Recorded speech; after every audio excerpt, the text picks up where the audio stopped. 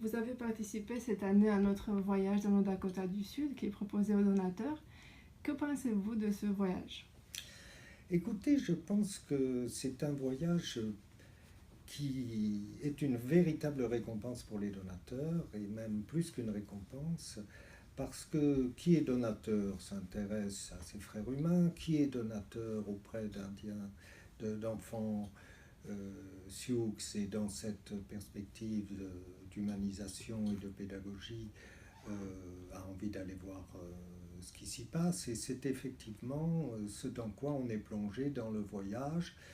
qui n'est pas non plus un espace où la réflexion sera quelque chose de ardu. Les enfants se présentent comme ils sont, des enfants heureux, qui s'épanouissent dans un cadre très différent de celui de leurs origines, qui retrouvent aussi beaucoup d'espoir dans l'estime d'eux-mêmes puisqu'ils redeviennent bons élèves, qui se trouvent auprès d'adultes qui eux-mêmes donnent du sens à leur vie en étant auprès d'eux, et que finalement c'est une expérience chrétienne réussie dans la mesure où c'est un christianisme transculturel, on pourrait dire, puisque euh, les missionnaires qui ont créé cette école ont voulu mettre à l'honneur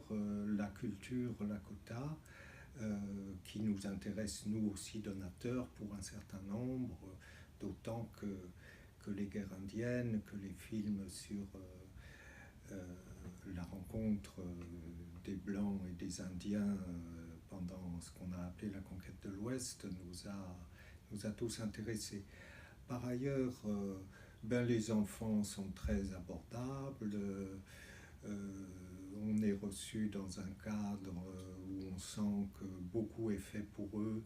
et qu'ils le prennent très au sérieux, et ce qui leur permet de faire les efforts qu'ils font